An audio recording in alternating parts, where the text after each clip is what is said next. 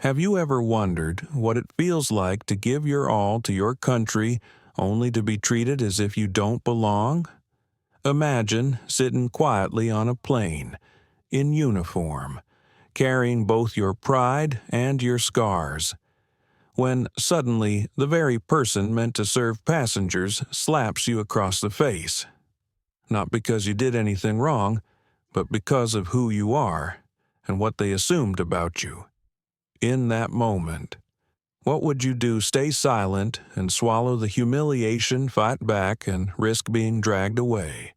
Or make one call that could ground an entire airline and change an industry forever?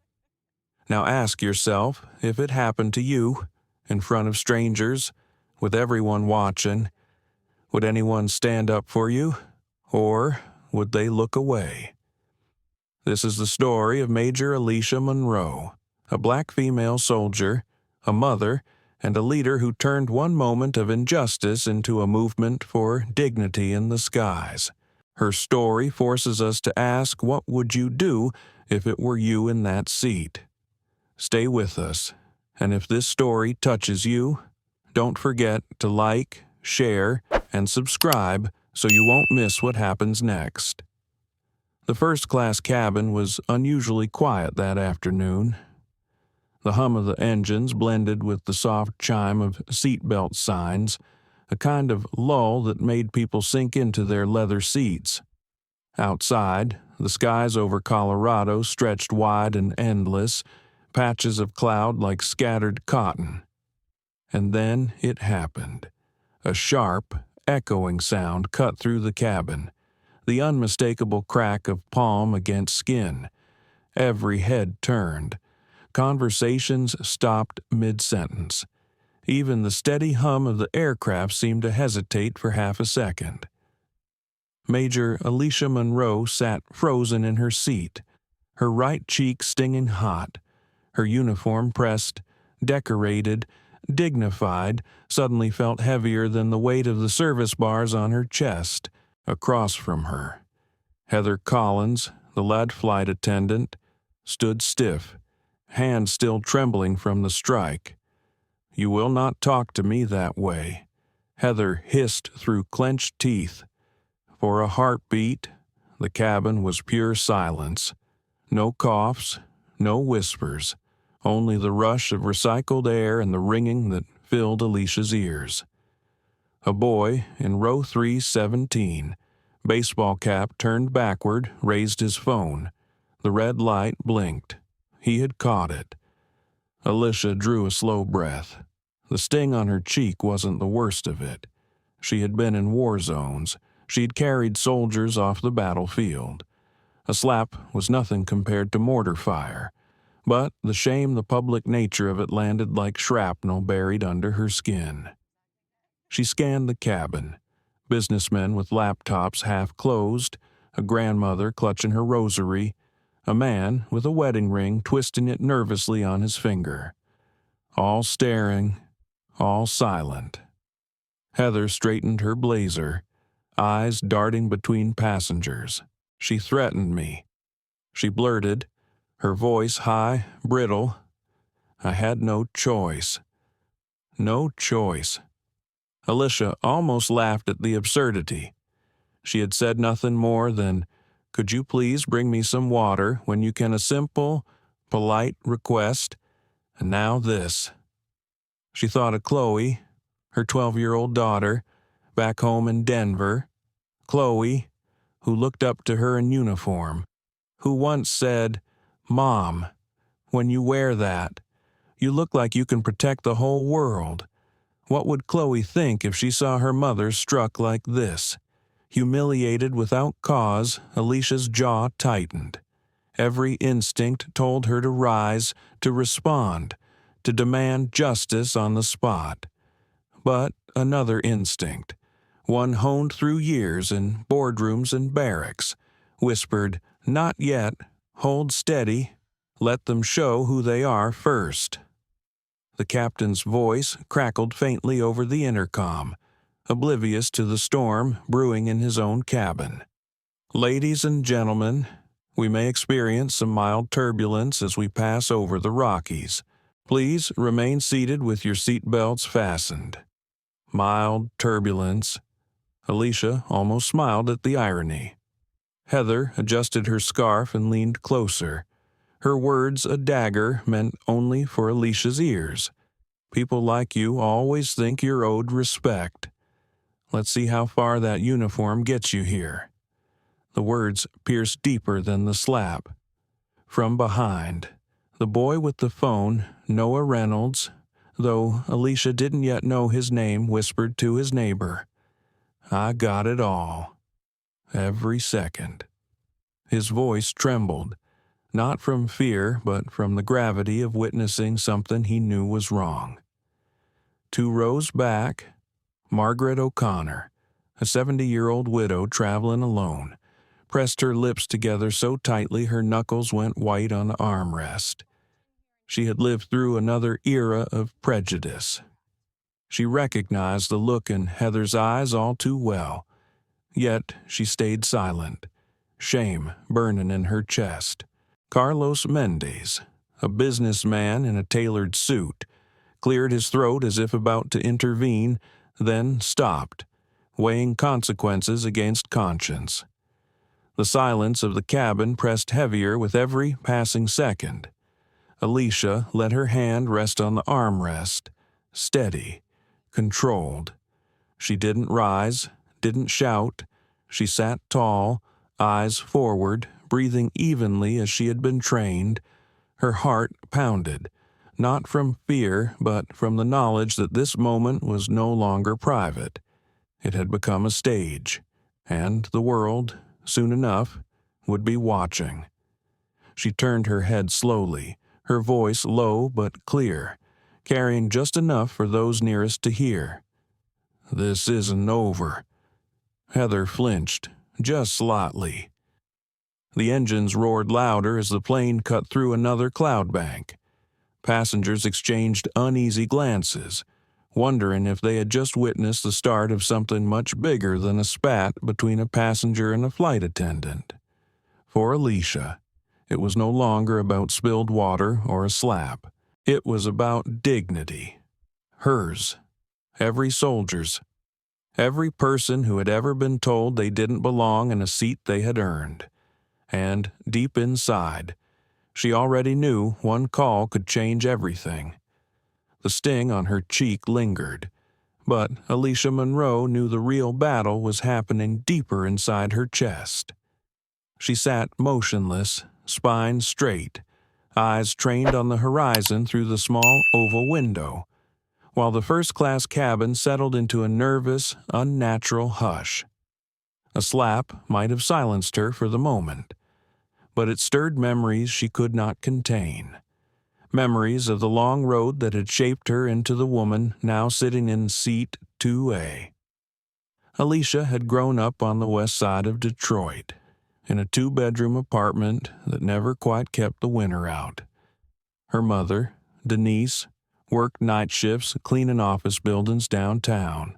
Alicia remembered how her mother's hands always smelled faintly of bleach and lemon, and how she would collapse onto the couch at dawn, whispering, "Baby girl, you have to be tougher than this world expects you to be." Those words, spoken in exhaustion, became Alicia's compass. School was no safe haven. Teachers doubted her. Counselors suggested practical trades instead of college.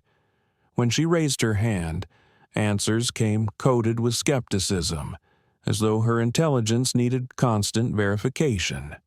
But Alicia pressed on, devouring library books, scribbling notes in the margins, determined to prove that brilliance could bloom anywhere, even in the cracks of a broken system. At 17, she walked into a National Guard recruitment office. The sergeant behind the desk looked her up and down, then chuckled. "You sure about this? Most don't last a week." Alicia met his eyes and replied, "Watch me." That day marked the beginning of a parallel life, student by day. Soldier on weekends, training through the summers, where others saw fragility. The guard gave her steel. She carried that steel into every chapter that followed. College was not easy. She juggled 3 part-time jobs, often eating instant noodles for dinner while studying engineering textbooks borrowed secondhand. Yet persistence opened doors. Internships led to opportunities, and years later, Alicia founded Monroe Systems, a company specializing in advanced cybersecurity for defense applications. Investors laughed at her at first, dismissing her as too young, too inexperienced. She remembered those smirks every time she signed a multi-million-dollar contract with the Department of Defense. The same people who had doubted her now shook her hand with forced smiles, eager to be photographed beside her success. Still, Alicia never let the corporate spotlight pull her away from service. She stayed in the Guard, rising to the rank of major.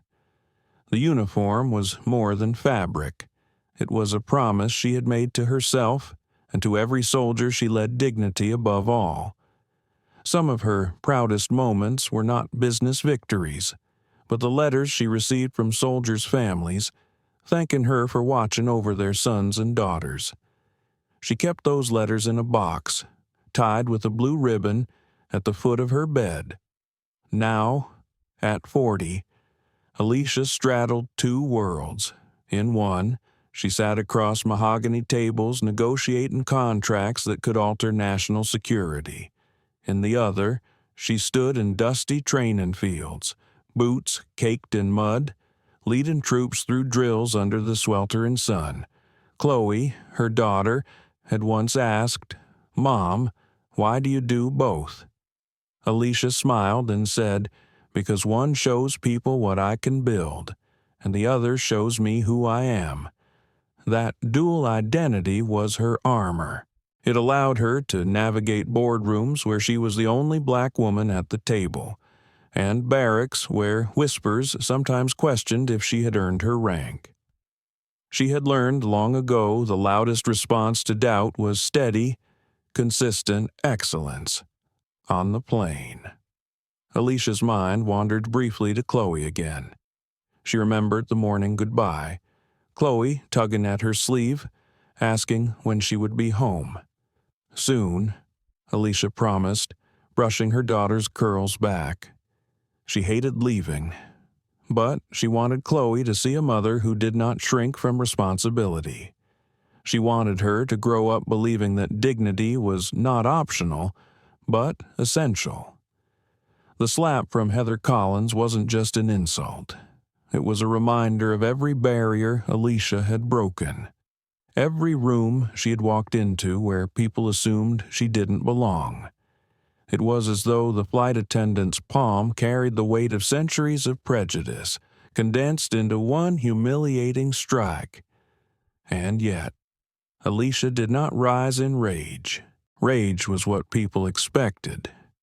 Rage was what they wanted her to embody so they could say, "See, she lost control." She would not give them that satisfaction. Instead, she breathed, in through the nose, out through the mouth, the way she had taught her soldiers when panic clawed at them during live fire exercises. She breathed, and she remembered General David Armstrong's words the first time she led a company drill. He had pulled her aside, his gravelly voice cutting through the noise Monroe.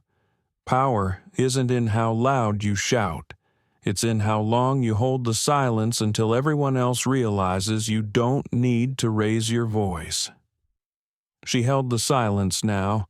Let Heather squirm. Let the passengers shift in their seats, unsure whether to believe the lie or confront the truth. Alicia knew the truth did not need her fists. It only needed her resolve. And resolve was something she carried in abundance.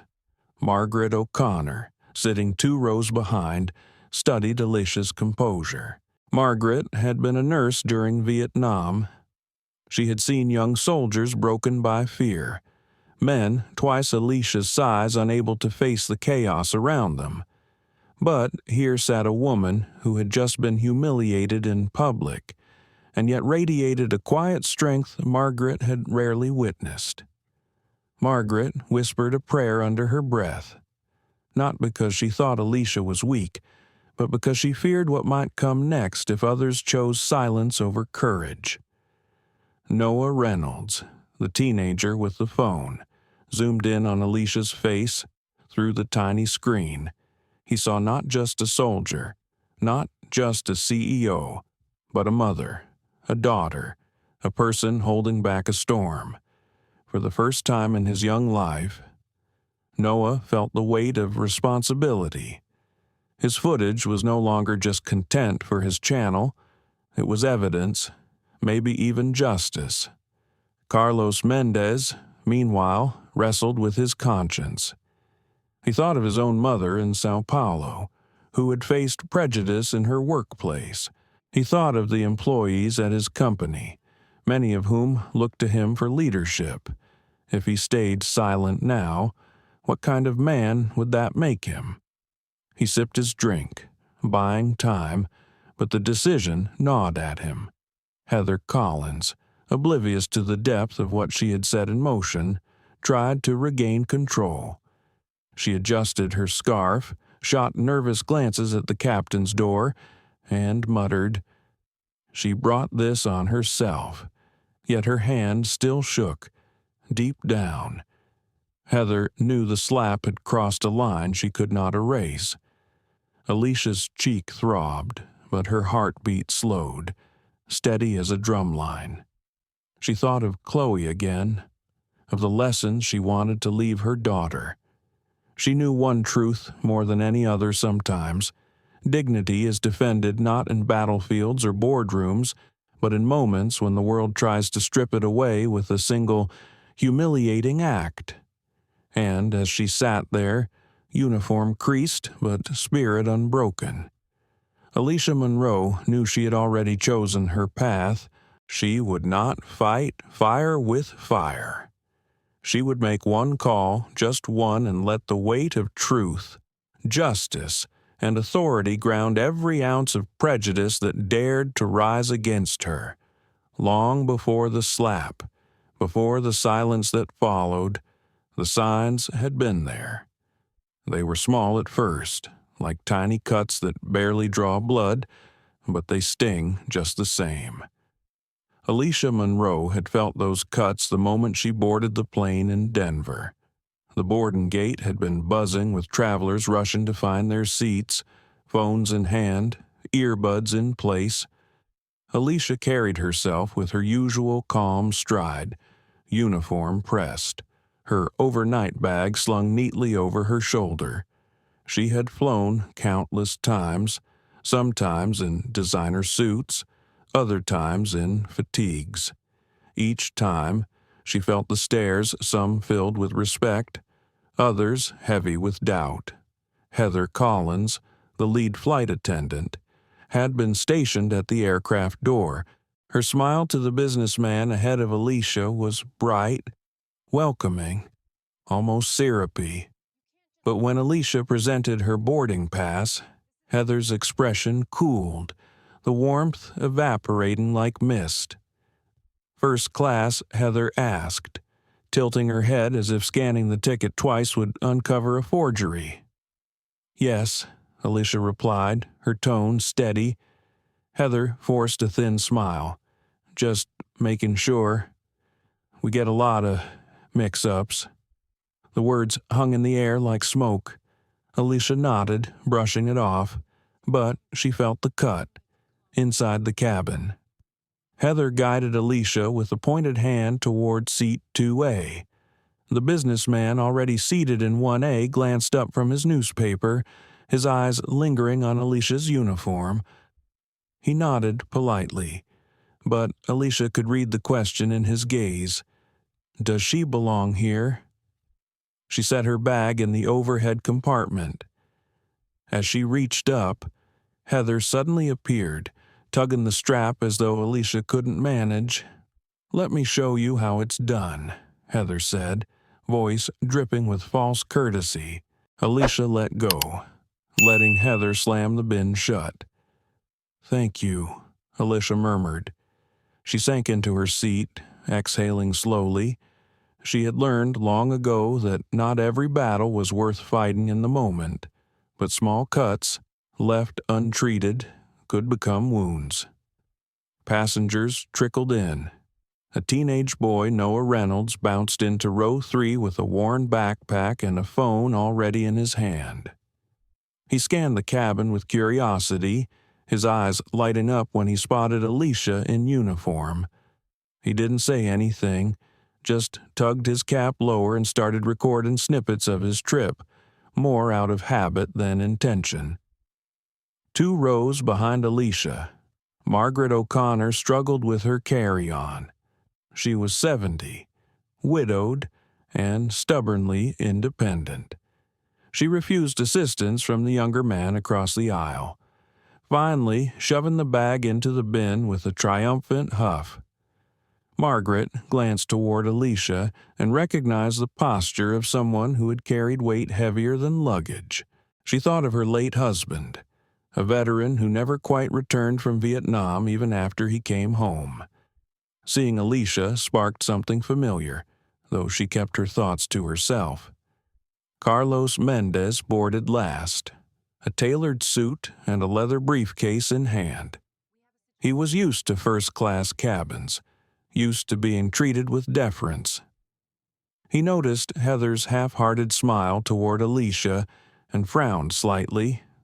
He'd seen that look before, toward his own mother in Brazil, when people assumed her accent meant she didn't deserve respect. He took his seat in 2C, diagonally across from Alicia, giving her a brief nod. As passengers settled, Heather began service with a cheerful voice, offering drinks and blankets. To the man in 1A, she leaned warmly. "Can I bring you champagne to Carlos?" She smiled. "Still or sparkling water?" "Sir," but when she turned to Alicia, the brightness dimmed. "I'll get to you when I can," Heather muttered, already stepping away. Another cut. Alicia watched quietly. She had learned patience in deserts overseas, where waiting sometimes meant survival. She could wait for water, but she could also feel the eyes of others who noticed the difference. Noah's phone angled discreetly, capturing the interaction. Margaret's lips pressed thin, her hands folding over each other. Carlos shifted uncomfortably, as though debating whether to speak. Half an hour into the flight, turbulence rattled the cabin, drinks sloshed, ice cubes clinked. Heather hurried down the aisle, securing trays. When she reached Alicia's row, she leaned clumsily, spilling water across Alicia's lap. "Oh dear," Heather said without sincerity. "Guess combat skills don't cover table manners." The comment sliced deeper than the water stain. A couple of passengers chuckled nervously, unsure whether to laugh or recoil. Alicia dabbed at her uniform with the napkin provided, every movement controlled, her face impassive. Inside, though, she felt the familiar tension coil. She remembered board meetings where investors ignored her questions until a white male colleague repeated them. She remembered airport lounges where attendants assumed she was in the wrong line. And now, here, mid-air, she was once again forced to choose between silence and confrontation. Noah whispered to himself. Did she really just say that? He glanced at his phone screen, the red dot glowing. Margaret clenched her jaw. She wanted to say something, but fear held her tongue. She thought of her grandchildren, of the lectures she had given them about standing up for what's right. Yet here she was, silent. The irony tasted bitter. Carlos finally leaned forward slightly. "Excuse me," he said to Heather, his voice calm. "That wasn't necessary." Heather froze, then forced a smile. "Just a joke," she said lightly, but her eyes narrowed at Alicia as if daring her to escalate. Alicia simply folded the napkin, placed it neatly on the tray, and replied, "I'll be fine." Her voice was even, but her eyes carried the weight of years. Carlos leaned back, unsatisfied. He admired her composure, but he also felt complicit in allowing disrespect to linger unchecked. The flight continued, small gestures adding to the tally. Alicia's drink request was delayed twice. When meals were served, hers arrived last, cold by the time it reached her tray. Heather's words grew sharper, her tone colder, until the line between subtle bias and open hostility blurred. Each moment was a cut. Alone, they might not scar. Together, they became unbearable. Alicia closed her eyes briefly, retreating inward.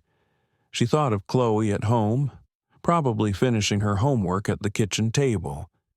She imagined Chloe asking again, "Mom, why do people treat you different sometimes?" Alicia had answered carefully before, saying, "Because some people forget that respect is for everyone."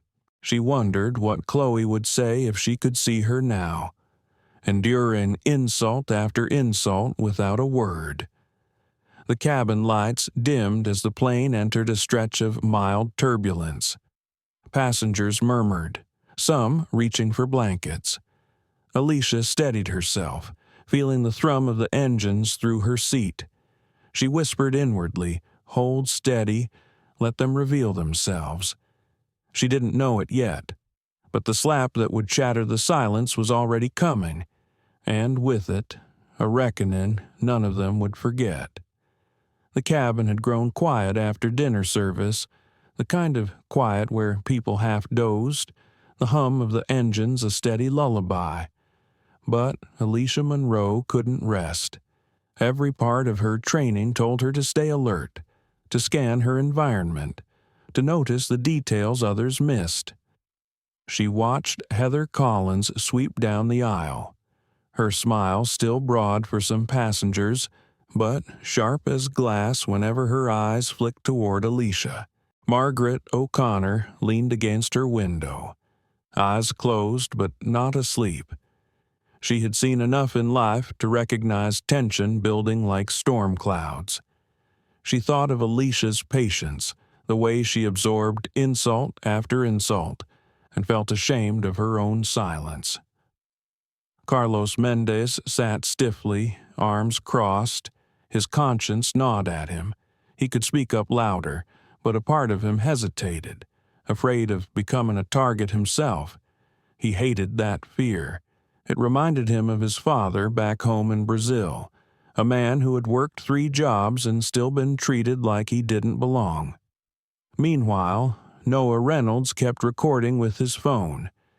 He didn't plan to post anything yet, but he sensed something important was happening, something that should not be lost to memory. His camera became his shield against the discomfort of witnessing injustice in real time. Heather returned with drink refills. She placed wine gently on Carlos's tray, then water for Margaret. When she reached Alicia, she stopped, tilting her head. "You don't need another," she said, her voice just loud enough for nearby passengers to hear. "I didn't ask," Alicia replied calmly. Heather smirked. "Of course not.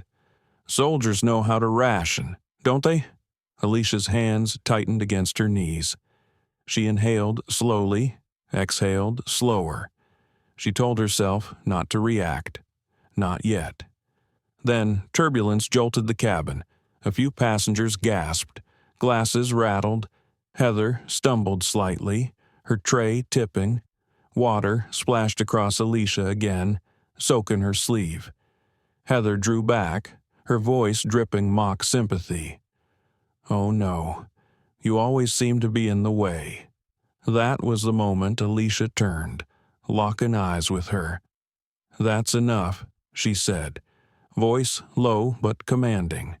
Years of leading troops echoed in that tone. You will treat me with the same respect you show every other passenger." Heather froze, lips pressed into a line. For a heartbeat, silence filled the cabin. Noah's phone captured it all. The stillness, the tension, the sound of Margaret's sharp inhale. Then Heather's face twisted, the mask of customer service cracking wide open. "Don't tell me how to do my job," she snapped, and in a flash of rage, she lifted her hand and slapped Alicia across the face. The sound reverberated through the cabin, sharper than turbulence, louder than the engines. A collective gasp erupted from passengers. Carlos shot forward in his seat. Margaret's eyes flew open, horror etched across her face. Alicia didn't move at first. She sat frozen, cheek burning, the sting spreading through her skin. In her mind, she heard Chloe's voice. "Mom, why do people treat you different?" She thought of every time she had bitten her tongue, every time she had stayed quiet to keep peace. The weight of those moments pressed on her shoulders, but beneath it surged something stronger, resolve. Noah whispered, "Oh my God," his phone trembling in his hands. He zoomed in, catching Alicia's calm stare in the aftermath of violence. Carlos stood halfway, voice rising. "That's assault. You can't do that." Heather's chest heaved, panic flickering in her eyes. She looked around, realizing what she had done in full view of first-class witnesses. Her instinct was to double down. "She threatened me," Heather barked, pointing at Alicia. "She got aggressive. I had to protect myself." Margaret pushed herself upright, shaking her head. "That's a lie. We all saw what happened." Her voice cracked, but it carried weight. Carlos added firmly, "I saw everything. You hit her for no reason." Heather turned to other passengers, desperate, but most avoided her gaze, uncomfortable but unwilling to corroborate her story. Except for Noah, who finally spoke up. "It's all on video. Every second." His voice shook, but conviction steadied it. He lifted his phone higher, red light still glowing. Alicia finally rose from her seat. She didn't raise her voice. She didn't have to. "Sit down," she told Heather. "Now." Heather hesitated, the authority in Alicia's voice cutting sharper than any blade. For a moment, Heather faltered, then stepped back, retreating to the galley, muttering under her breath. The cabin buzzed with whispers. Passengers shifted uneasily, some leaning across aisles to whisper their disbelief. Did that really just happen? Is she going to get arrested? That was assault. Carlos turned to Alicia, his face tight with concern.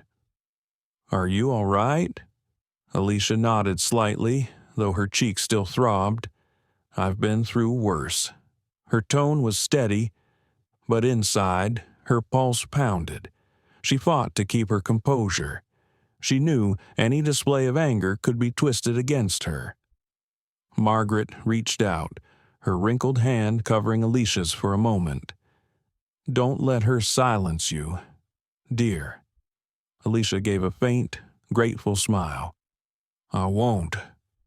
The captain's voice crackled over the intercom, announcing rough air ahead. But everyone in first class knew.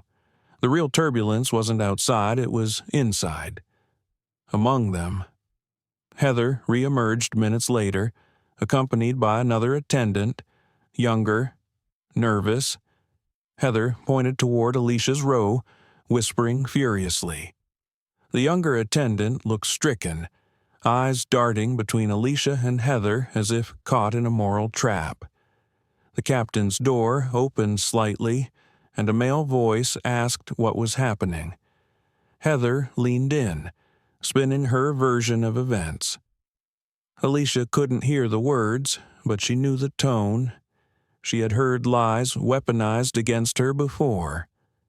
Carlos glanced at Alicia, then at Noah's phone. "She's trying to get ahead of it," he murmured. Alicia straightened, her decision crystallizing. This wasn't just about her anymore. It was about every soldier who came home only to face disrespect. It was about her daughter's future. It was about dignity itself. She pulled her phone from her bag, fingers steady despite the adrenaline coursing through her veins. She scrolled quickly, then pressed a number saved under command. When the line clicked open, her voice was calm, even. "This is Major Alicia Monroe. I'm on Flight 482 en route to New York. I've been assaulted by a crew member. I need this flight grounded upon landing." The cabin went silent again. Passengers who overheard stared wide-eyed.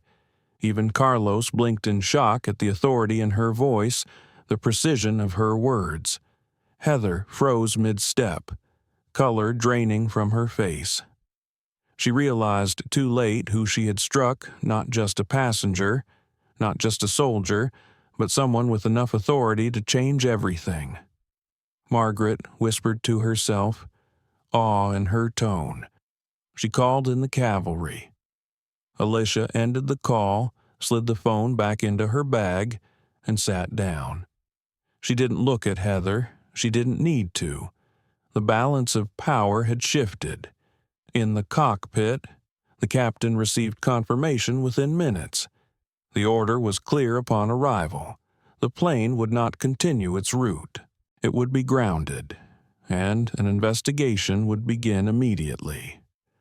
For now, though, the flight continued, suspended in a strange quiet. Everyone knew they were part of something larger than an in-flight incident. They were witnessing a moment that would ripple far beyond the cabin walls. Alicia sat still, her cheek still burning, but her resolve brighter than ever. She whispered under her breath, words only she could hear. For Chloe, for all of us. The slap had changed everything. The energy in the cabin was no longer sleepy or routine. It was charged, sharp, filled with a tension so thick that even the hum of the engines couldn't drown it out. The passengers sat straighter, their eyes darting between Alicia Monroe and Heather Collins. Every one of them aware that they had crossed into a story they would remember for the rest of their lives. Heather had retreated to the galley, pacing like a trapped animal. She whispered furiously into the interphone, her hands shaken as she tried to spin the narrative that Alicia had been belligerent, that she had made her fear for her safety. But no matter how many times Heather repeated it, her voice trembled, and she knew the truth was leaking through the cracks of her words. The junior flight attendant, Emily Brooks, kept glancing at her with wide eyes. Emily had joined the airline only 6 months ago, still carrying the nervous eagerness of someone new. She had seen the slap. She knew what she had witnessed, but speaking out against her lead was unthinkable in her position. Her lips pressed shut, her knuckles white against the tray she clutched. Meanwhile, Alicia sat tall in her seat, composed but not untouched. Her cheek was still flushed, the mark faint but visible. Every muscle in her body was taut, but her eyes were steady, her breath even. She had survived far worse than this, yet the injustice gnawed at her because it wasn't just about her. It was about every soldier in uniform who had walked into a restaurant or a store and been treated as if they didn't belong. It was about Chloe asking why people acted like her mother was invisible. Carlos Mendez leaned forward, his voice low but urgent. "Major Monroe, do you want me to back you up with the captain? He needs to hear from us too." Alicia shook her head gently. "He'll hear the truth soon enough." Her tone was calm, but her mind was racing. She thought about the call she had just made, the authority she had invoked. and what it meant. This wasn't going to be swept aside, not this time. Margaret O'Connor sat quietly, her rosary beads wrapped around her fingers. She had prayed silently after the slap, not for herself, but for Alicia. And now she whispered, "God grant her strength." Her voice cracked, and she blinked away tears. Noah Reynolds kept his phone steady, capturing every moment. He whispered to himself, almost as if reminding his own courage, "Don't stop recording. Just don't stop." Heather stormed back down the aisle, her posture stiff, her smile forced and brittle. She stopped at Alicia's row, her words cold. "The captain has been informed. Security will meet you when we land." Alicia didn't flinch. "That's fine," she replied, her voice quiet but cutting. "They'll be meeting you too." A ripple of murmurs passed through the passengers who overheard. Margaret tilted her chin with pride. Carlos smirked faintly, appreciating Alicia's composure. Noah's phone caught Heather's face blanching, the first crack in her armor. The turbulence picked up again, the plane shuddering as it cut through rough air. A child in row 7 whimpered, her mother soothing her quickly. The sense of danger outside mirrored the conflict inside, unpredictable, unsettling, and beyond the control of ordinary passengers. Emily lingered nearby, torn between duty and conscience. Finally, she leaned slightly toward Alicia, her voice barely above a whisper. "I'm sorry. I saw what happened.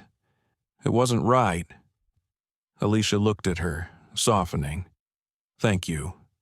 Emily glanced back nervously toward the galley. "She'll destroy me if I speak up." Alicia's voice carried the weight of reassurance, forged from years of leading people through fear. The truth has a way of protecting those brave enough to tell it. The words sank into Emily, planting a seed of courage that she wasn't ready to water just yet, but soon might. In the cockpit, the captain sat stiff, listening to Heather's account. He frowned, sensing her desperation, but he had flown long enough to know when the story didn't add up. And then the message came through confirmation from airline headquarters that a complaint had been lodged at the highest level, that the passenger in question was not just anyone. His knuckles tightened around the yoke.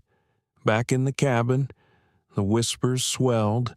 A middle-aged man across the aisle muttered to his wife, "She's a soldier. You can't treat her like that." His wife nodded, her eyes fierce. Margaret finally spoke louder, her voice clear enough to reach half the cabin. "I've seen prejudice before. I saw it when I was a girl, and I swore I'd never stay silent again. That flight attendant hit her for no reason, and we all know it." Her words landed like a bell tolling in a quiet church. Heads turned, courage stirred. Other passengers began nodding, some speaking softly to each other, some looking directly at Heather with open disapproval. The tide of the cabin was shifting. Heather's face darkened. She hissed, "You people don't understand." She was aggressive. Carlos stood then, his voice firm. "Enough. Don't twist this. We saw the truth, and so did the camera." He pointed toward Noah, whose phone was still raised. Heather's eyes darted to Noah, panic flashing. "Delete that, now." Noah's hand shook, but he didn't lower the phone. "No." His voice cracked, but the single word carried courage far beyond his years. Heather's mouth opened to retort, but she stopped. Something in her eyes revealed the truth she knew she had already lost control. Alicia leaned back, her gaze steady on Heather.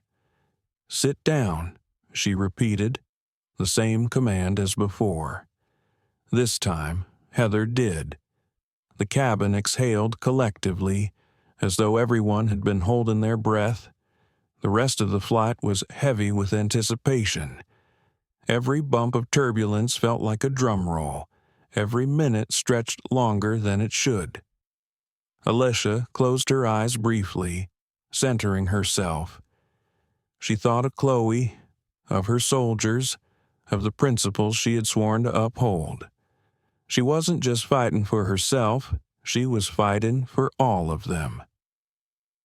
When the announcement came, "Ladies and gentlemen, we've been instructed to prepare for an unscheduled stop in Denver. Please remain seated as we begin our descent." A new murmur rippled through the cabin. The passengers realized what Alicia's call had set in motion. The plane would not continue to New York. It would land now, here, under orders no one could ignore. Heather's face drained of color. Emily's hands trembled as she stowed trays, but she stole another glance at Alicia, admiration slowly overcoming fear. Margaret pressed her rosary to her lips, whispering thanks. Carlos sat straighter, proud to have stood on the right side of truth. Noah tightened his grip on his phone, whispering, "The world needs to see this." And Alicia, staring out at the twinkling lights of Denver coming into view, whispered softly to herself, "This is just the beginning." The descent into Denver was unlike any Alicia Monroe had ever experienced. She had flown countless times on military transports, commercial flights, even helicopters in combat zones, but this silence was different. It was the silence of 100 hearts braced for impact, not of metal against the ground, but of truth against denial. The captain's voice over the intercom was steady, but those who listened closely heard the strain. "Ladies and gentlemen, we have been instructed to make an unscheduled landing in Denver. Please remain seated with your seat belts fastened. Ground authorities will be meeting us upon arrival." Every passenger exchanged glances. They weren't naive. They knew this wasn't turbulence or weather. This was something deeper, something extraordinary. And sitting in 2C was the woman at the center of it all, calm as stone, her eyes fixed on the window where the city light shimmered beneath the clouds. Heather Collins paced the galley like a caged animal. Her face was pale, her hands restless. She whispered to Emily Brooks, trying to regain control of the narrative, "Stick with me. Back me up. If we stay consistent, they'll believe us." Emily shook her head almost imperceptibly. Her stomach twisted with fear, but her conscience screamed louder. She had seen the slap. She had seen Alicia's composure. And she had seen Noah's phone recording, an unshakable witness. Noah, meanwhile, was uploading clips to the cloud, his hands trembling with the weight of what he carried. He didn't know yet whether he'd release them, but he wanted them safe. He whispered, "Just in case." As the progress bar crept across the screen, Margaret O'Connor clutched her rosary, whispering prayers she hadn't uttered in years. Beside her, Carlos Mendez cracked his knuckles, restless, his mind buzzing with a mixture of anger and admiration. He kept thinking of his father, of dignity denied, and how Alicia was rewriting that story in real time. The wheels touched down with a shudder. The usual relief of arrival didn't come. Instead, tension spiked higher. Outside the window, flashing blue and red lights streaked across the tarmac. Emergency vehicles lined the taxiway, and at the gate, uniformed security officers waited in formation. Heather straightened her blazer, forcing her mask of authority back onto her face.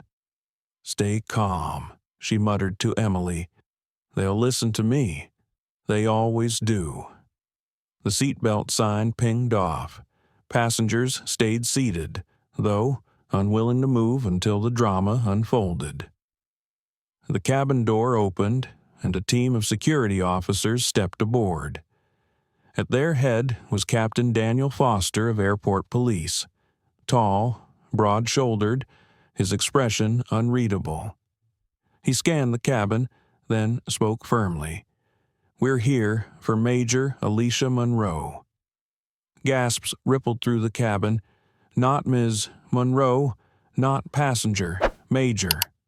Heather blinked, her face draining. She hadn't expected that title to be spoken aloud. She stammered. She's the one. She threatened me." Foster raised a hand to silence her. "We'll hear both accounts. But first, Major, are you safe?" Alicia rose smoothly, her movements calm, deliberate. She met his eyes. "I am now."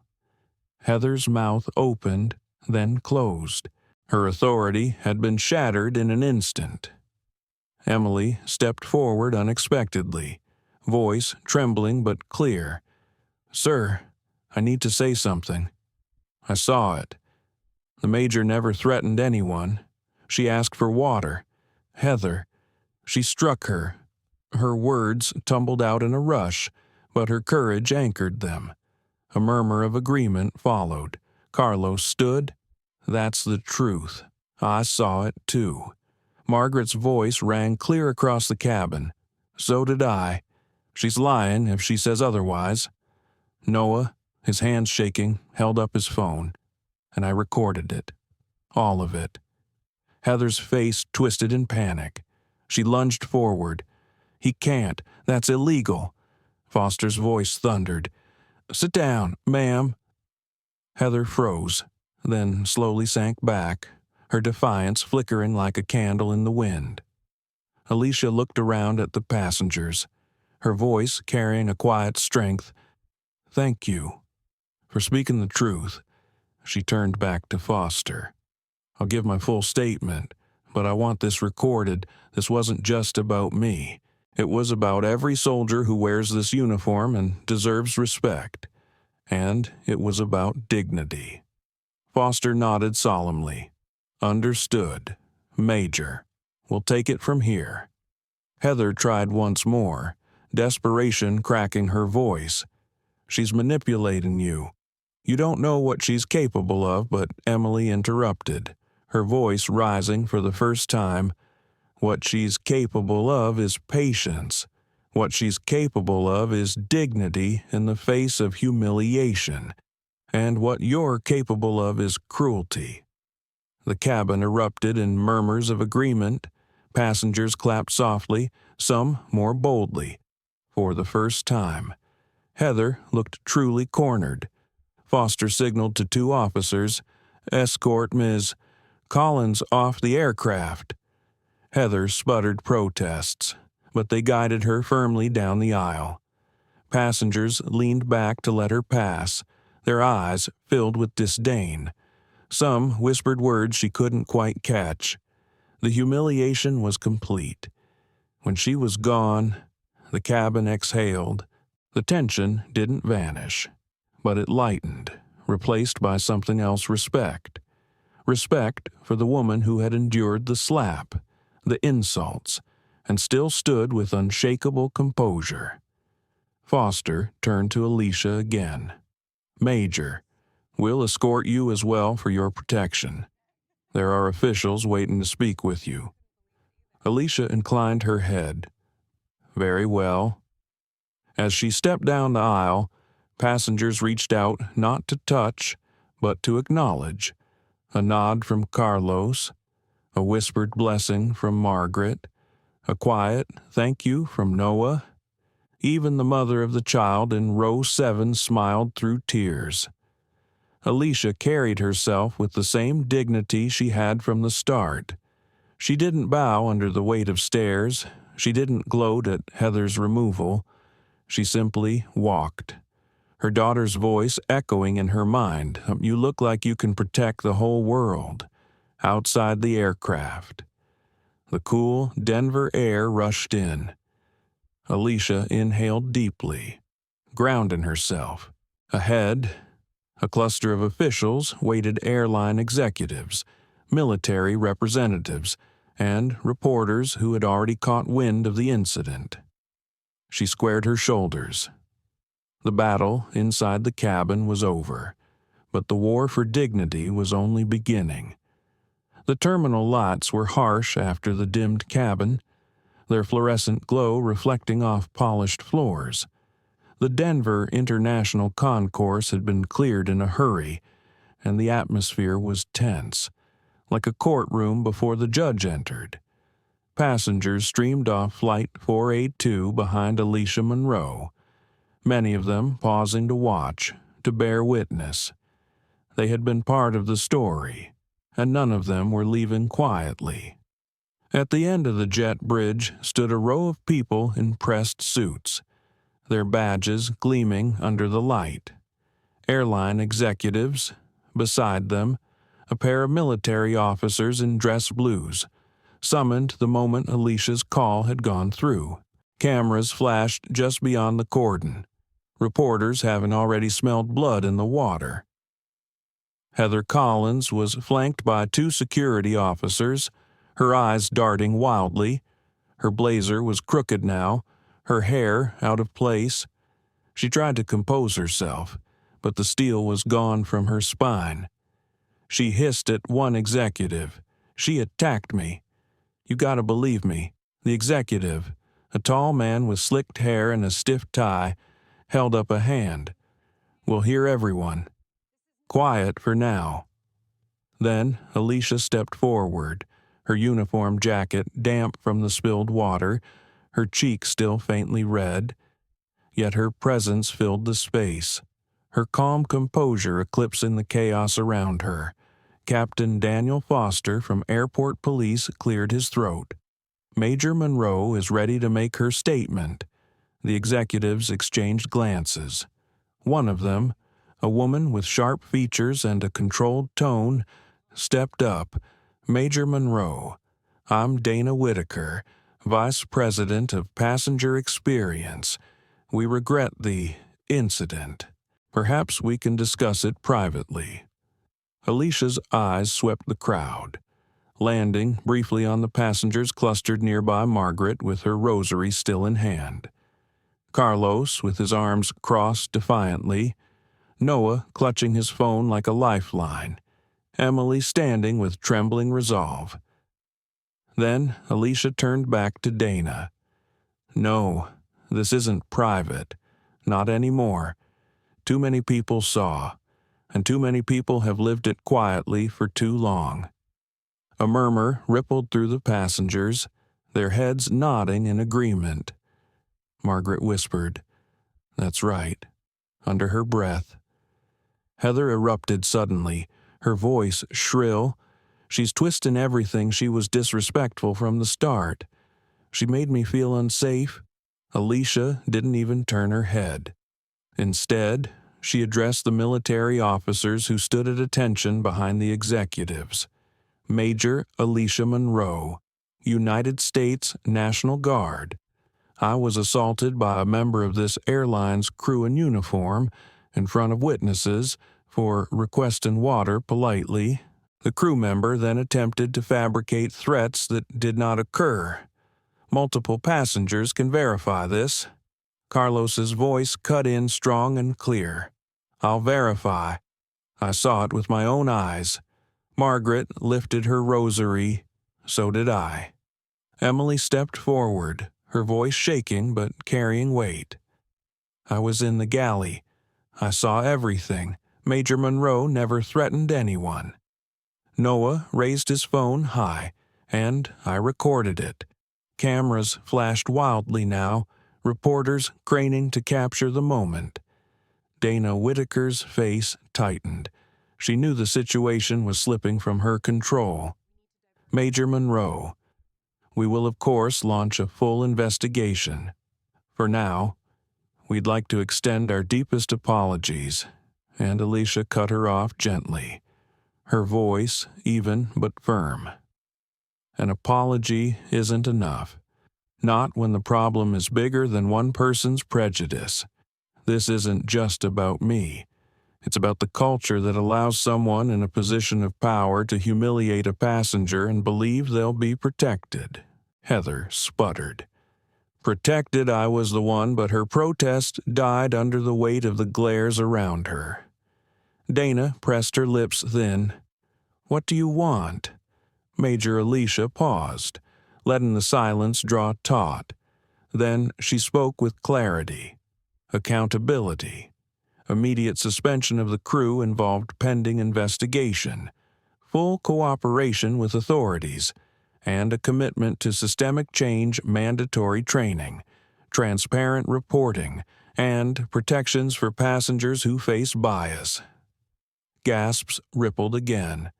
Some executives shifted uncomfortably, unused to being told terms so directly. Margaret's eyes glistened. She felt decades of silence breaking with those words. Carlos felt a knot in his chest loosen. Noah tightened his grip on the phone, thinking, "This is history happening."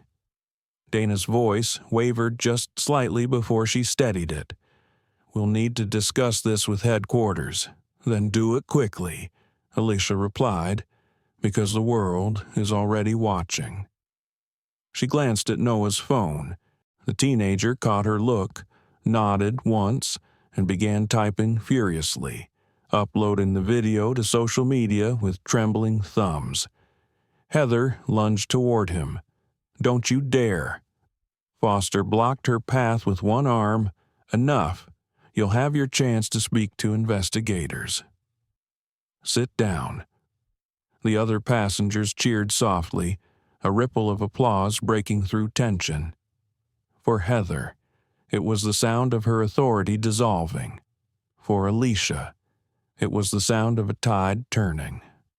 Alicia took a slow breath, her thoughts flickering briefly to Chloe.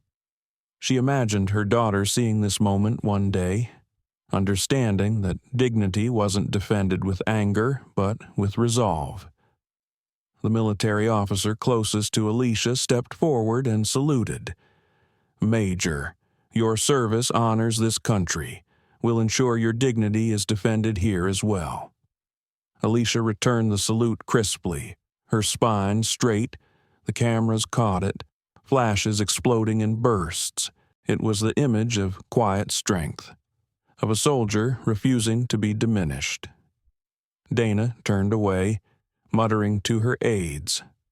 Heather sat hunched, her face pale, the weight of consequences settling on her. Emily stood straighter, realizing she had crossed a line she could never uncross and feeling freer for it. Carlos put a hand on Margaret's shoulder, both of them steady in solidarity, and Noah, heart pounding, hit post. The video shot into the digital world, a spark ready to ignite wildfire. Within minutes, phones buzzed across the concourse as the clip spread. Words like soldier, slap, and grounded lit up timelines. The story had left the gate. It was now everywhere. Alicia knew this was just the start. The confrontation at the gate wasn't the end of the fight. It was the moment the world leaned in to listen, and she intended to speak with all the strength she had left. By the time Alicia Monroe left the secured concourse, her story was already out of her hands. The video Noah Reynolds posted spread like dry brush in a Colorado windstorm. Within minutes, hashtags lit up across social media: "Our slapped soldier," "Respect our troops," "High Flight 482. Clips of Heather Collins raising her hand and the crack of palm against skin were replayed endlessly, paired with Alicia's unshaken poise and her phone call that grounded the plane. Cable networks picked it up before Alicia even reached the waiting car. News anchors spoke in tones heavy with disbelief. A decorated soldier, Major Alicia Monroe, humiliated on a domestic flight, struck by the very person paid to ensure her comfort. Screens split into debates, former veterans demanding accountability, airline analysts explaining crisis management, and civil rights advocates pointing to the deeper patterns of discrimination in customer service industries. At home in Denver, Chloe Monroe sat cross-legged on the couch, her math homework abandoned, eyes glued to the screen. When the video replayed the slap, she covered her mouth, tears springing to her eyes. Her grandmother sat beside her, hand on her shoulder, whispering, "Your mama is strong. She's showing them all," Chloe whispered back. She looked so calm, like she's not even afraid. Across the city, in bars and living rooms, people argued over what they had seen. Some condemned Heather instantly. Others, clinging to disbelief, muttered about waiting for the full story. But the evidence was there, undeniable in pixels and sound.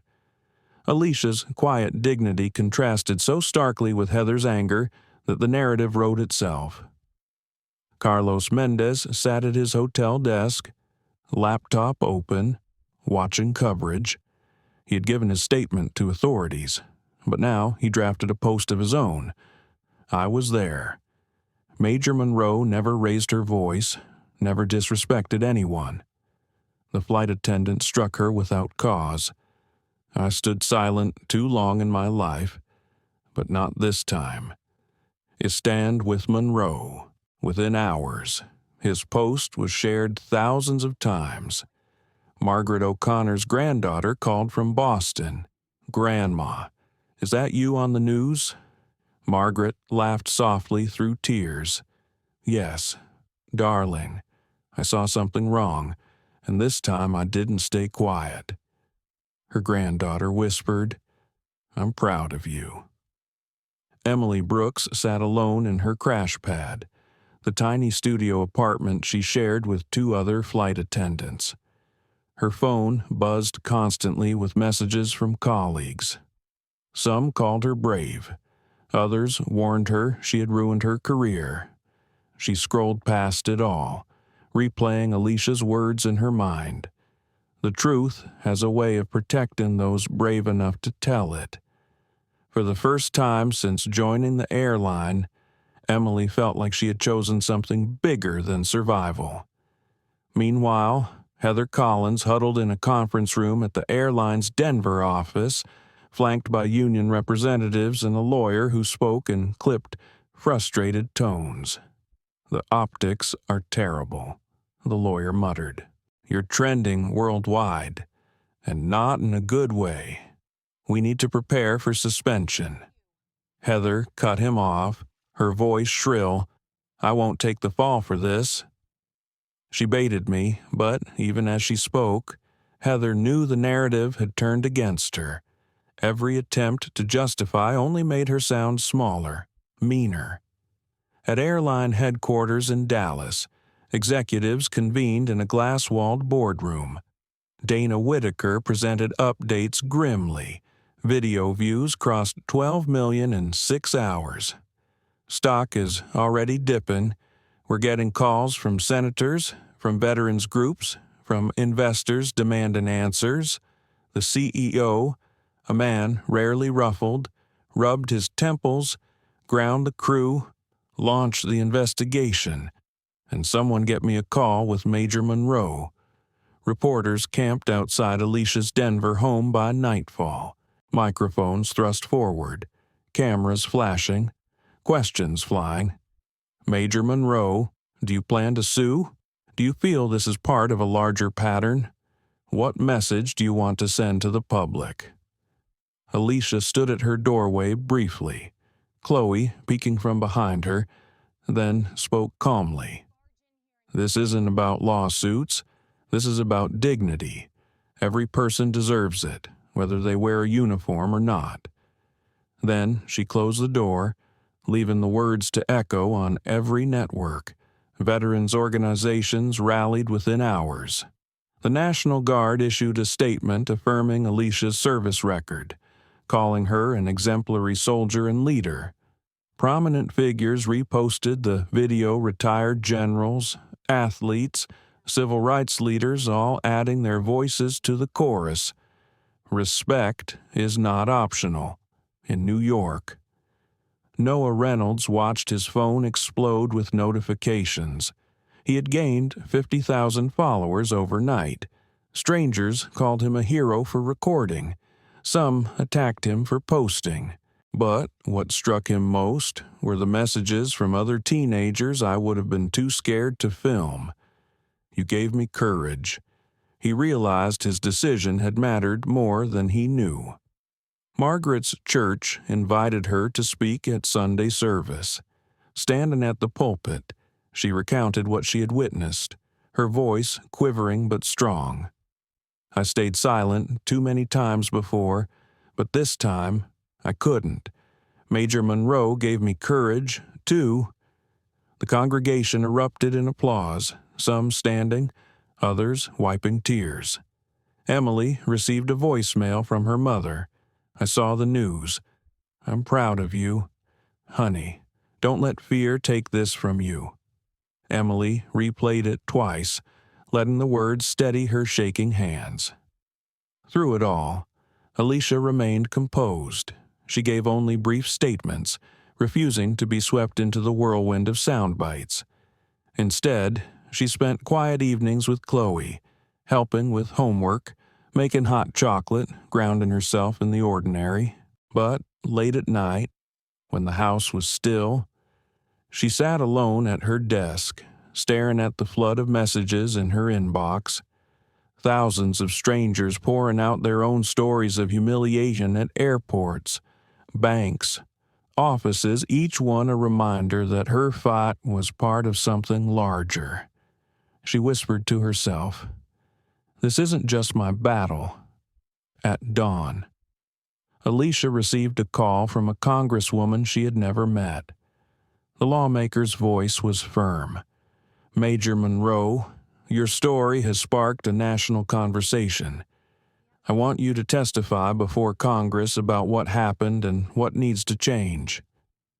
Alicia hesitated, thinking of Chloe, of the sudden weight on her shoulders.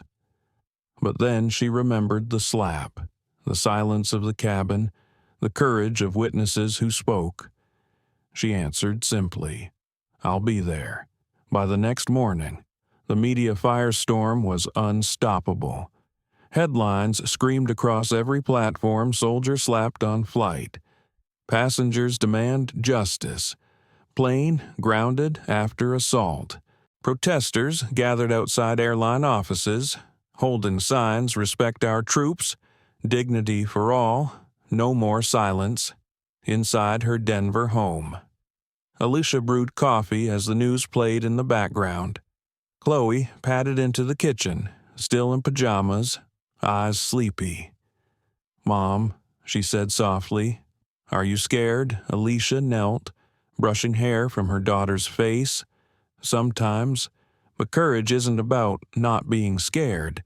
It's about standing tall anyway." Chloe hugged her tightly. "You looked really tall on that plane." Alicia closed her eyes, holding her daughter close. The firestorm raged outside, but inside she found her center. Whatever came next, she knew she wasn't just fighting for herself. She was fighting for Chloe, for Margaret, for Noah, for every name in those thousands of messages. And as the cameras outside clicked, as networks debated, as the world argued, Alicia Monroe prepared herself for the next step. The slap had started a storm, but storms, she knew, could clear the air. At Regalis Airways headquarters in Dallas, the executive boardroom had the tense silence of a war council. Every screen on the walls blazed with headlines. Stock tickers scrolled red, showing a 10% dip in market value overnight. Dana Whitaker stood at the front of the room, flanked by the communications chief and legal counsel, her face pale but determined. "The video has passed 20 million views. Congressional offices are calling hourly. Veterans organizations are demanding a full hearing. If we don't take control of the narrative today, we lose it permanently." The CEO, Richard Halston, leaned forward, knuckles pressed against the table. His voice, usually even and polished, now cracked with urgency. Grounding the plane after Monroe's call made us look weak. Investors want blood, someone fired, someone blamed. But this isn't about scapegoating anymore. This is about survival. We must prove that this company is bigger than one slab. The head of legal interjected. Our exposure is massive. Civil suits from Major Monroe are possible, though she's been cautious. But class action. If this is tied to a broader pattern of bias, we're in danger. We need immediate reforms. Dana spoke again, her voice tight but steady. I've drafted an initiative equity flight, mandatory anti-bias training, anonymous whistleblower protections, real accountability structures. We have to announce it within 48 hours, or Congress will do it for us.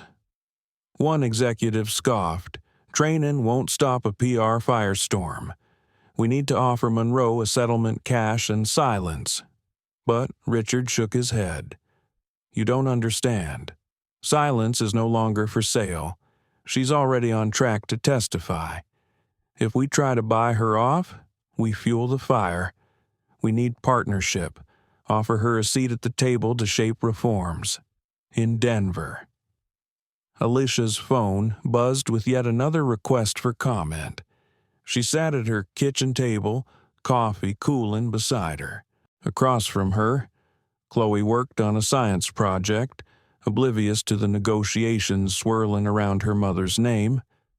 Alicia finally answered when Dana Whitaker herself called. Dana's tone carried a mix of humility and desperation. Major Monroe, I know we've wronged you. I know what you suffered was unacceptable. I'm not calling with excuses. I'm calling to ask for your guidance. Help us rebuild this airline, not as an apology, but as a commitment. Alicia was silent for a long moment. She thought of Heather's slap, of the hush that fell over the cabin, of the courage it had taken for Margaret, Noah, and Emily to break that silence. She answered quietly, If I do this, it's not about saving your airline, it's about setting a standard. If you're serious, I'll be there. Later that afternoon. Alicia entered a conference call with the airline board. Executives stiffened at the sight of her uniformed portrait on the screen. She spoke plainly. Dignity isn't optional. Accountability isn't negotiable.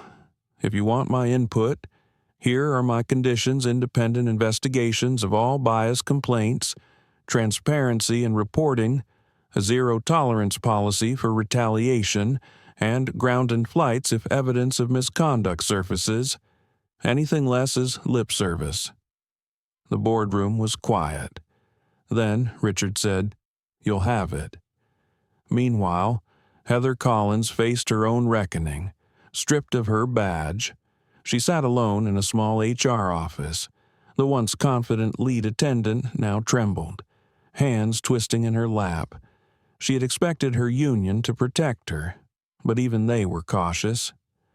Heather, the rep said, what you did is indefensible. The video is clear. You've become a liability. Heather lashed out, her voice cracking. I gave this airline 20 years. I followed rules, and now one mistake. But her words fell flat.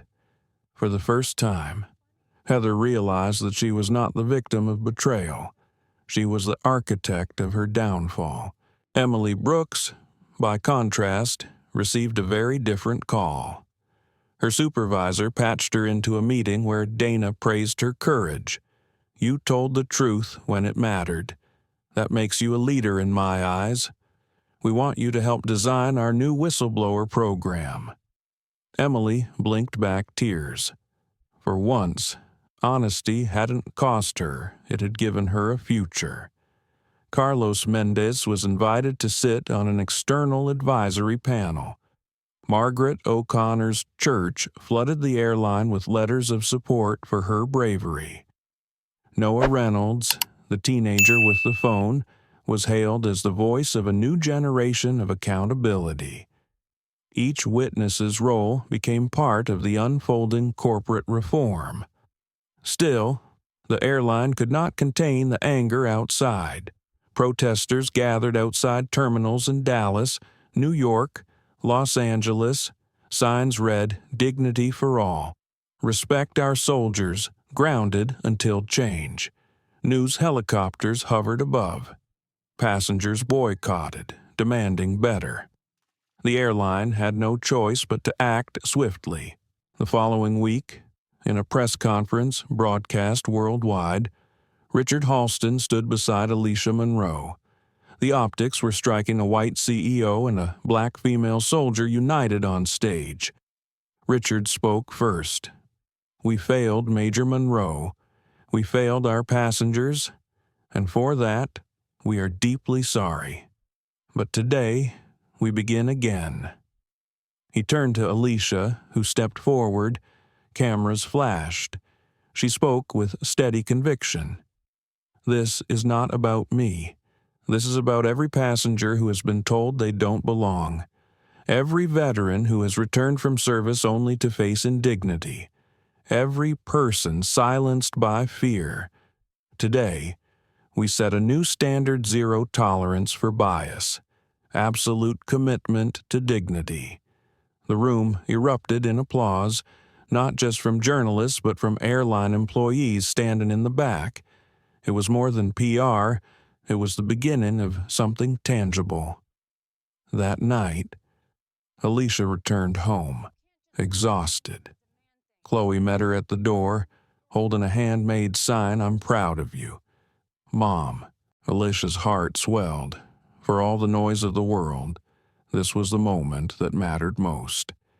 Yet she knew the fight was not over. Commitments were easy. Change was hard. As she tucked Chloe into bed, Alicia whispered, "Tomorrow, we keep building," and somewhere in a quiet apartment, Heather stared at the ceiling, replaying the slap in her mind, realizing that in one impulsive act, she had not only ended her career but ignited a movement far beyond her control.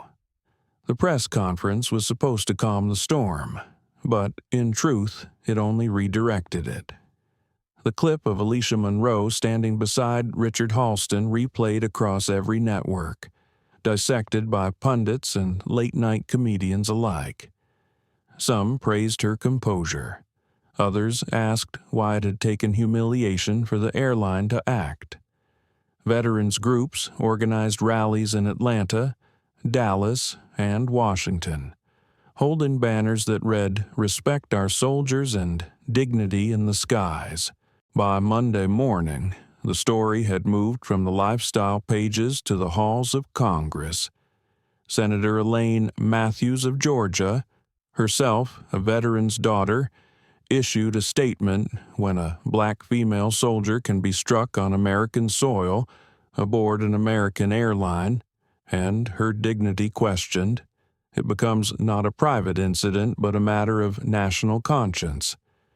Cable news ran her words on loop. Committees scrambled to schedule hearings. Airline lobbyists moved quietly, urging lawmakers to avoid heavy-handed regulation. But the public appetite for accountability was fierce. Every call line was flooded with complaints from constituents who shared their own stories of mistreatment. Some were minor inconveniences.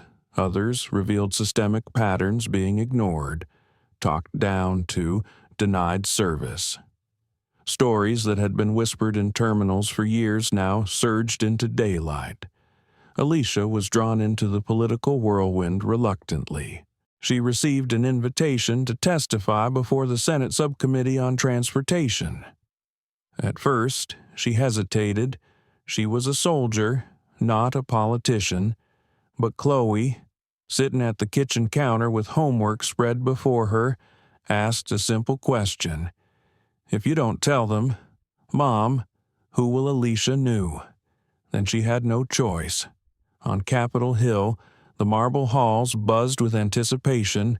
Reporters swarmed as Alicia entered in her army dress uniform, ribbons gleaming, posture steady. Inside the chamber, senators lined the dais. Flashbulbs burst as she raised her right hand and swore to tell the truth. Her testimony was measured, personal but never melodramatic. I did not board that flight seeking attention, she said, voice carrying clearly across the room. I boarded as a paying passenger, as a mother trying to return home, as a soldier who has served this country. And yet, in that moment, I was treated as less than human. The slap was not just physical, it was symbolic of the indignities that countless travelers endure when bias goes unchecked. What I endured cannot be dismissed as an isolated incident. It reflects a culture that tolerates silence over justice. The room was still. Even the senators, hardened by years of hearings, leaned in. Senator Matthews asked, Major Monroe, what do you believe Congress should do? Alicia paused before answering. I believe laws cannot dictate respect, but they can require accountability. Transparency in passenger treatment, mandatory reporting of complaints, protections for whistleblowers, these are not luxuries. They are necessities if trust is to be restored. Cameras captured every word, every flicker of emotion. That night, clips of her testimony played across the nation. Social media erupted with hashtags, You respect our soldiers, You grounded for change. Monroe testimony. Veterans wrote open letters of support. Teachers shared her speech with students as a lesson in courage. Inside the airline's Dallas headquarters, the reaction was mixed. Some executives felt exposed, worried that federal oversight would cripple profits. Others, like Dana Whitaker, saw opportunity. This isn't the end, Dana told Richard. It's the beginning of rebuilding credibility. We can be the airline that owned its failures and chose dignity. Richard nodded grimly. Then we'd better be ready to prove it. Meanwhile, Heather Collins's name had become infamous. Paparazzi camped outside her suburban home, shouting questions she refused to answer. Neighbors who once waved now avoided eye contact. She scrolled through news feeds that called her the slap heard round the skies. Desperation grew. She drafted a statement of apology, but every word felt hollow. She wondered if redemption was possible, or if she was condemned to be remembered for one reckless act. For Emily Brooks, the young flight attendant, life took a different turn. She was invited onto morning shows to describe what it meant to tell the truth against pressure. On air, she spoke nervously, but with sincerity. I was afraid, she admitted. Afraid of losing my job, afraid of being branded disloyal. But silence protects no one. If I had stayed quiet, nothing would have changed. Letters poured in from airline staff across the country thanking her for her bravery. Back in Denver, Margaret O'Connor found herself at the center of attention she had never sought. Local reporters filmed her outside church, praising her for stepping up when so many stayed silent. I only did what I wish someone had done for my late husband, she said softly. He came back from Vietnam to a country that didn't always honor him. I couldn't stay quiet this time. Carlos Mendez accepted an invitation to speak at a diversity and business summit. What happened on that plane is not just an airline problem, he told the audience. It's a mirror for all of us in corporate America. How we treat people when no one is watching defines who we are. Even Noah Reynolds, the teenager with the shaky phone video, found his life transformed. His footage had become the central piece of evidence. When journalists asked why he filmed, he shrugged, because it didn't feel right. And sometimes, when something feels wrong, you have to show the world. His classmates now called him the kid who changed an airline. The movement was no longer confined to one flight. Other passengers across the country began sharing videos of bias and mistreatment. Each new clip added momentum to the call for change. Airlines scrambled to announce new training programs, hoping to avoid becoming the next scandal. Late one night, Alicia sat at her desk drafting notes for an upcoming interview. The house was quiet. Chloe asleep upstairs. Alicia felt the weight of expectations pressing on her. She was proud of her testimony, but she also longed for privacy. She whispered to herself, "I never wanted to be a symbol. I just wanted to go home." Yet she knew symbols weren't chosen. They were made by moments, and hers had already been etched into the nation's conscience. As the week closed, the President of the United States issued a statement from the White House. What Major Monroe endured was unacceptable. Every American deserves dignity in travel, regardless of race, gender, or uniform. I am directing the Department of Transportation to develop new guidelines to ensure this never happens again. The airline industry shuddered. Reform was no longer voluntary, it was law in the making. For Alicia, the path ahead was uncertain. She had confronted injustice, spoken truth, and sparked change. But she knew that real reform required more than speeches. It required vigilance, accountability, and courage from many voices, not just hers.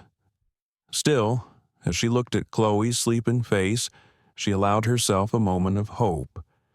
Perhaps the skies ahead would be clearer not just for her, but for everyone.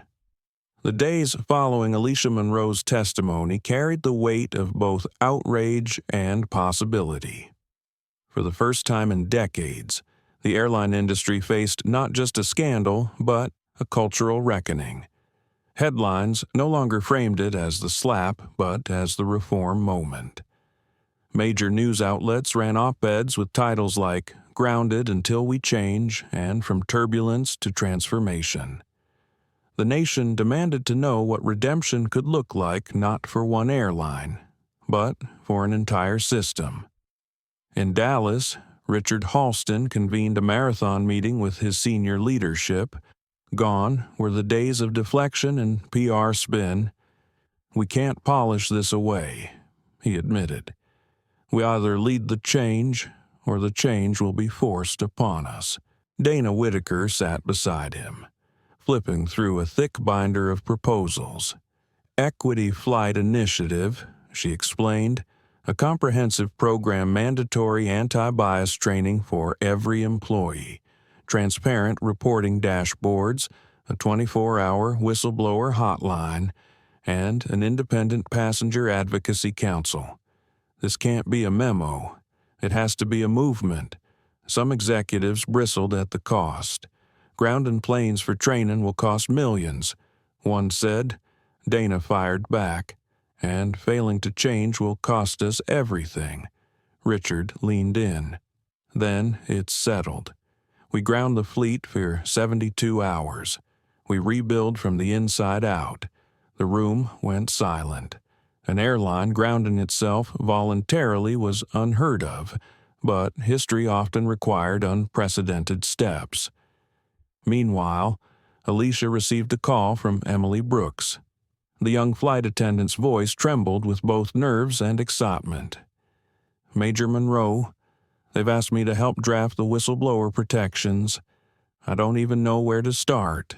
Alicia smiled softly into the receiver. "Start with honesty. Ask yourself, what would you have needed in that moment when you were afraid? Build the system you wished had existed." Emily scribbled notes furiously. her heart lifting at the thought that her fear had become fuel for change. Heather Collins, however, sat in a very different place. Public disgrace had stripped her of the identity she had clung to for nearly 2 decades. Alone in her small apartment, she replayed the slap in her mind, hearing the gasps of passengers and seeing Alicia's composed face. Guilt gnawed at her, but pride resisted. One evening, she opened her laptop and began typing a letter not to the media, not to lawyers, but to Alicia herself. The words came haltingly. "I cannot ask forgiveness for what I did, but I need you to know I'm trying to understand why I did it, and I'm trying to change." She never knew if she would send it, but for the first time, she faced herself without excuse. At the same time, community organizations stepped forward. Veterans associations pledged to monitor airlines' treatment of service members. Civil rights groups called for quarterly audits. The Department of Transportation announced new guidelines requiring airlines to publish complaint data by demographic categories. Reform was no longer voluntary, it was structural. Margaret O'Connor, who had once thought her role was a single act of courage, found herself invited to speak at churches and universities. It wasn't heroism, she told an audience of students, it was memory. "I remembered my husband coming home in uniform, being ignored at the diner counter. I remembered the pain of silence, and I chose not to repeat it." Her voice shook, but her message resonated. History demanded witnesses who would not remain quiet. Carlos Mendez returned to his firm with renewed purpose. He instituted diversity councils, ensuring that equity was not just a slogan, but a measurable goal. When reporters asked why he was so committed, he answered simply, "Because if dignity can be denied in the air, it can be denied anywhere. We either build cultures of respect, or we accept cultures of contempt." His words circulated widely on LinkedIn, sparking corporate conversations nationwide. Even Noah Reynolds, once just a teenager with a phone, was swept into the wave of reform.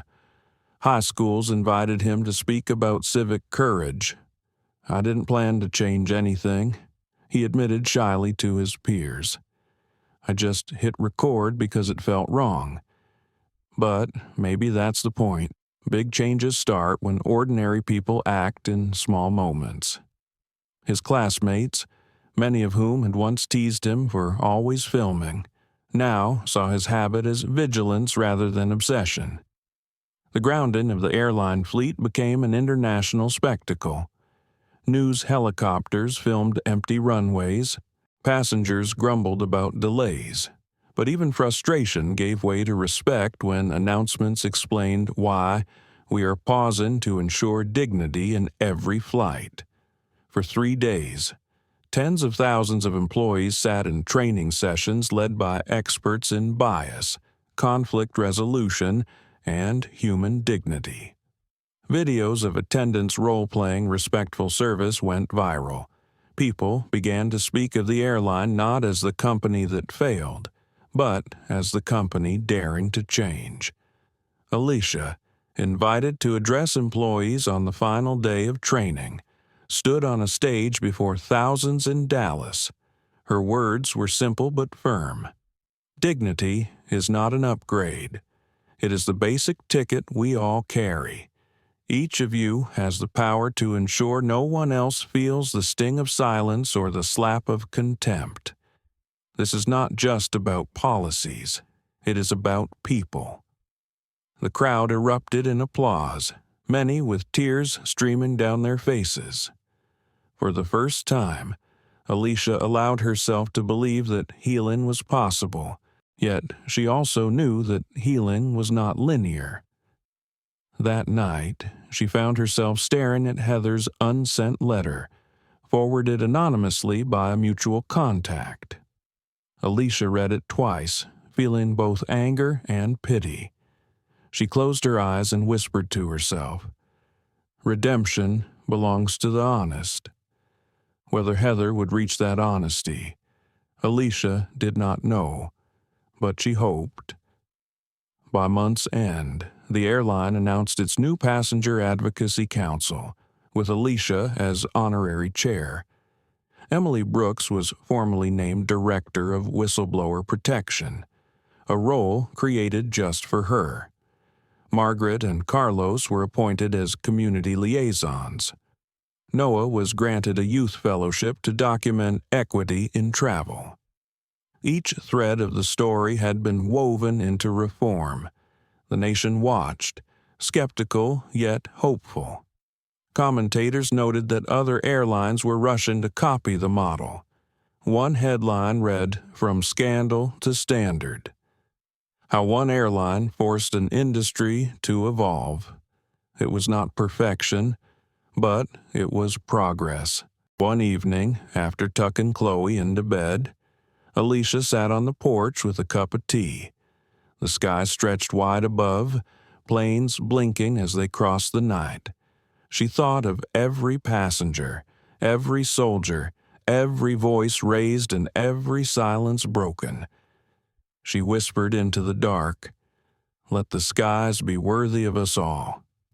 And though the work was not finished, Alicia knew they had begun to chart a new flight path not away from pain, but through it, toward something better. 6 months after that slap in the sky, the world looked different. The airline that once teetered on collapse was now held up as a case study in transformation. Magazines ran features titled "From Grounded to Greatness." Business schools assigned projects on the Equity Flight Initiative, and passengers began to notice the difference not just in how they were greeted, but in how they were treated. The flight experience had shifted from routine to intentional. Every interaction tinged with a new awareness that dignity mattered. Alicia Monroe walked through Denver International Airport one quiet evening, suitcase rolling behind her. This time, no cameras followed, no protests, just ordinary travelers rushing to gates. She paused by a display in Concourse C, a poster that read, "Everyone belongs in these skies," part of the airline's rebranding campaign. At the bottom was a quote from her Senate testimony. "Dignity is not optional. Accountability is not negotiable."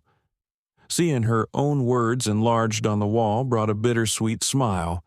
She hadn't wanted to be a public figure, yet here she was, woven into the very fabric of reform. Her phone buzzed, Chloe's name lit up. "Mom, are you almost home?" Alicia chuckled. "Borden now, sweetheart. I'll be there by dinner." Chloe's voice was brighter than it had been in months. The turmoil had been hard on her, yet she had grown stronger too, learning what it meant for her mother to stand up not just for herself, but for others. On the plane, Alicia settled into her seat. The attendant who greeted her smiled warmly. "Welcome aboard, Major Monroe. We're honored to have you." There was no stiffness in her tone, no forced politeness, just genuine respect. Alicia felt the tension in her shoulders ease. For once, she could simply be a passenger. Meanwhile, in Dallas, Richard Halston prepared for a quarterly board meeting. The numbers were promising. Passenger satisfaction had risen by double digits. New markets had opened, and the airline had regained investor trust. But Richard knew the true test was not profit. It was whether the culture had truly shifted. Dana Whitaker presented the latest data. Bias-related complaints had dropped sharply. Whistleblower reports were being resolved within 48 hours, and employees expressed unprecedented trust in leadership. "It's not perfect," Dana admitted, "but it's progress." Richard nodded. Progress is what matters. Heather Collins lived a quieter life now. She had left her suburban home after the media frenzy and moved to a small town in Arizona. Neighbors there knew little of her past, and she offered little. She worked part-time at a diner, her smile practiced but softer. At night, she reread the unsent letter to Alicia. She still hadn't mailed it, but she had begun volunteering at a local shelter, listening instead of talking, serving instead of demanding. Redemption was slow, fragile, but possible. Whether the world forgave her or not, she was learning to change herself. Emily Brooks thrived in her new role. She traveled to bases and universities, explaining whistleblower protections and encouraging employees to speak up. "Silence is the soil where injustice grows," she told them. Her courage had become contagious. Young attendants confided in her, inspired to act where once they would have hidden. She carried Alicia's advice with her: always build the system you wished had existed. Margaret O'Connor, now something of a folk hero, continued to speak in small gatherings. Her voice carried the quiet authority of lived experience. She often ended her talks with the simple phrase, "Never underestimate the power of a witness." Each time she said it, she felt her late husband's memory close by, as though his sacrifices had finally been honored. Carlos Mendez expanded his advocacy, founding a nonprofit called Flight for Fairness. Its mission was to ensure equity in global travel.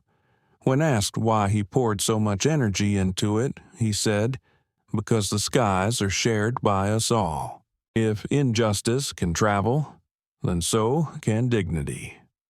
His nonprofit gained traction quickly, securing partnerships with multiple airlines. Noah Reynolds, once just a teenager with a phone, now had a platform far larger than he imagined. Colleges offered him scholarships. Documentarians interviewed him about the role of citizen vigilance. He often laughed at the attention, insisting, "I just hit record." But deep down, he understood sometimes history turns on ordinary choices made in seconds. He embraced the responsibility with humility. As for Alicia, she balanced public work with private life. She continued to lead Monroe Systems, steering it into contracts that emphasized ethical defense technology. But her proudest role was still at home, helping Chloe with school projects, sharing quiet dinners, reminding her daughter that strength wasn't just about standing tall, but also about standing together. One evening, Alicia received an invitation to the White House. She was to be awarded the Presidential Medal of Freedom for her role in advancing civil rights in travel. Standing in the East Room, sunlight streaming through tall windows, she listened as the president said, "Major Monroe reminded us that dignity cannot be delayed, and justice cannot be grounded." She turned pain into progress, and silence into change. As applause thundered, Alicia felt tears sting her eyes. She thought of the slap that had started it all, of the humiliation that once felt unbearable. Now it had become something larger than her, a spark that lit countless flames of change. She whispered silently, "This was never about me. It was about us." Later, at a small gathering, she looked around at familiar faces. Emily, Margaret, Carlos, even Noah, taller now than before. They laughed, shared stories, and marveled at how a single flight had bound them together. Alicia raised a glass of water. "To dignity, may it never be negotiable again." The group echoed, "To dignity." Outside, the night sky stretched vast and endless. Airplanes traced glowing paths across the stars, reminders of journeys still to come. And for every traveler, every soldier, every mother and child, those skies now carried a promise that dignity would fly with them. It was not the end of injustice. It never would be. But it was proof that when voices rose, when truth was spoken, when courage refused to be silenced, even the most entrenched systems could be reformed. Alicia Munro's story was not just her own. It had become a legacy for all who believed that dignity was the right of every human being. No matter their seat, no matter their skin, no matter their story. The story of Alicia Munro reminds us that dignity is never a luxury. It is the foundation of human connection. Injustice does not always roar. Sometimes it comes as a small dismissal, a cold glance, or even a silence when someone should have spoken up. For older generations who have lived through decades of change, this story may feel painfully familiar, yet it also offers hope. One voice, spoken calmly but firmly, can shift the course of a system. One witness, refusing to stay silent, can protect another's humanity. The lesson is simple but powerful. We are all guardians of dignity. Whether we are sitting in a pew, standing in line at a grocery store, or boarding a flight, we each face a choice. Do we ignore what feels wrong, or do we step in, even quietly, to affirm another's worth? Alicia's courage and the ripple it created show that the everyday decisions of ordinary people can heal wounds and build safer spaces for all. For those of us who have seen both the worst and best of society, this story reminds us that change is always possible when dignity leads the way. Thank you so much for watching and sharing this journey with us. Stories like Alicia's remind us that dignity, respect, and justice belong to everyone. If this story moved you, please give it a like, share it with someone who needs to hear it, and subscribe to our channel for more powerful stories that matter. Your support helps us keep telling the stories that spark change.